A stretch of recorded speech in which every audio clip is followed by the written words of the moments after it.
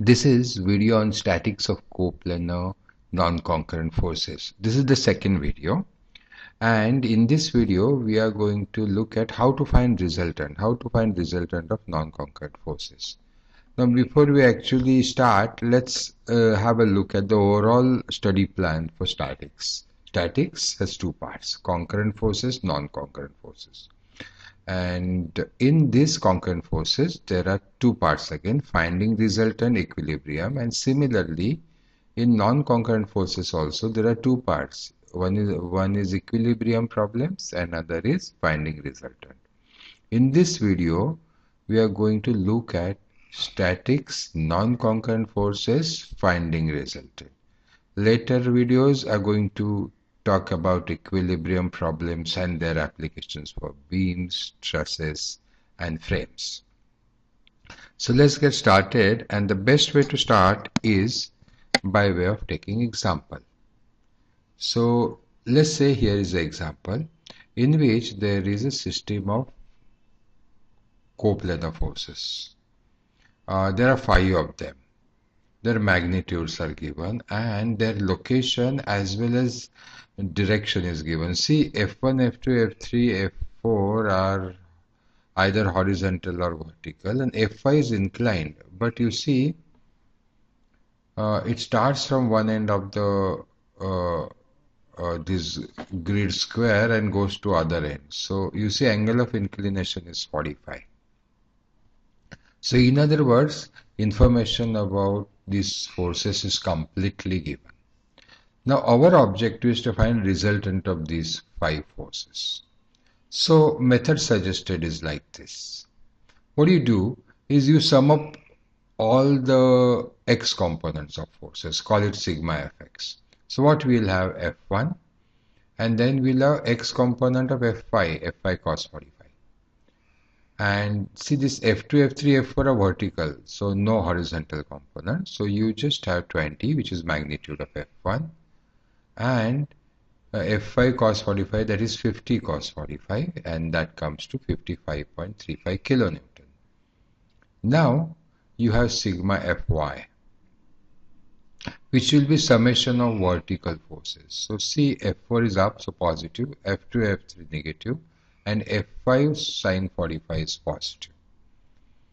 So if you put the values of F2, F3, F4, you will get sigma Fy 65.35 kilonewton.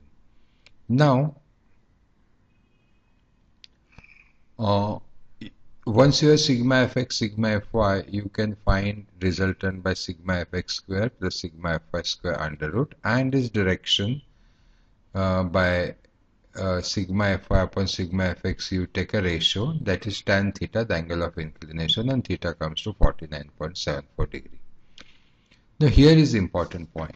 See, what we have done as explained in the first video is we have treated this as concurrent system. So we have imagined actually while writing all this that all these forces are at origin at this point, and we have treated them so far at least as if they were concurrent at origin, which is not really so. So we have to take care of this issue. So what we have essentially done is transfer each of these forces at origin in order to get this result.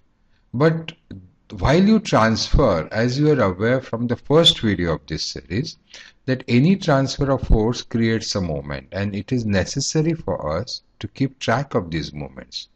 So this equation, the last equation which has come, does that. Let's say the first term. What is this? It is 20 into 3. It is F1 transferred here, so it gives movement of 20 into this perpendicular distance 3.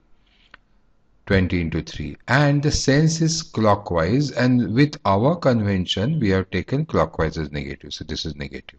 Similarly, we have done this for every force. For example, F2 50, and distance from origin, the perpendicular distance is 2, 1, 2, so 50 into 2. Then we have taken F3, so that is 20 See, the magnitude is 20 into this distance, 1, 2, 3. So 20 into 3. So that is, again, all these are clockwise sense. So we had put negative sign. Then you have F400. See, magnitude is 100 into 2. This distance is 2, 1, 2. So 100 into 2. So that is, and you see the sign is positive because the sense, you see, about this point of this force moment is anti-clockwise. So we have taken positive. We have sum totaled it. We get minus 20 kilonewton meter, telling us that when I transfer all these forces, the net movement has come as 20 clockwise. And you have to remember that F5 has passed through origin, so you don't need to transfer. That's why F5 has not come in the picture of this equation. So with this information, our answer is this. That is, our resultant consists of one force and one moment. Force is 85.64, which we have got here. And the angle of inclination is 49.74. And the net moment is 20 and it is clockwise. So this is really the complete answer. This is the complete answer. But, so to answer it, the resultant of these five forces consists of one force and one moment acting at origin. The magnitude of force and its direction is here, and magnitude of moment and its sense is here. This is really the complete answer.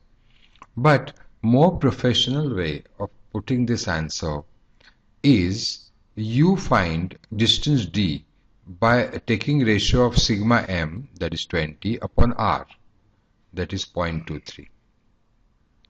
And you move this force, see, you move this force in such a manner by distance d, that is by 0.23, so that it still gives the clockwise moment of 20 about the origin. So what we have done, we have moved this force parallel to itself by a distance d up, so that we get 85.64 into 0.23, which is the ratio of sigma m by r, about the origin, Okay, so these two answers are really equivalent, but this is more professional way of putting it, because then you are answering it only in terms of force. So in other words, what it says is, to this body, which is, let's say, 4 by 4, which is subjected to 5 forces, instead of these 5 forces, you can apply simply this force at this location from the origin, and it will do the same job. So that is another way of answering the question, where you have to just work out this t. So this is how you find resultant of non-concurrent forces. Let's take one more example. Let's say you have all kinds of forces here, so 300, 400, 320, 50, 200, with all its magnitude and the location and the inclinations given. See, all these distances are given, 120, 160.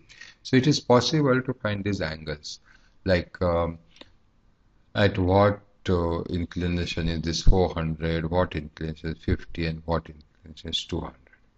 So you have a problem here, and then remember there is a moment, there is a couple here, 4800, and your objective is to find resultant of 1, 2, 3, 4, 5 forces and a moment.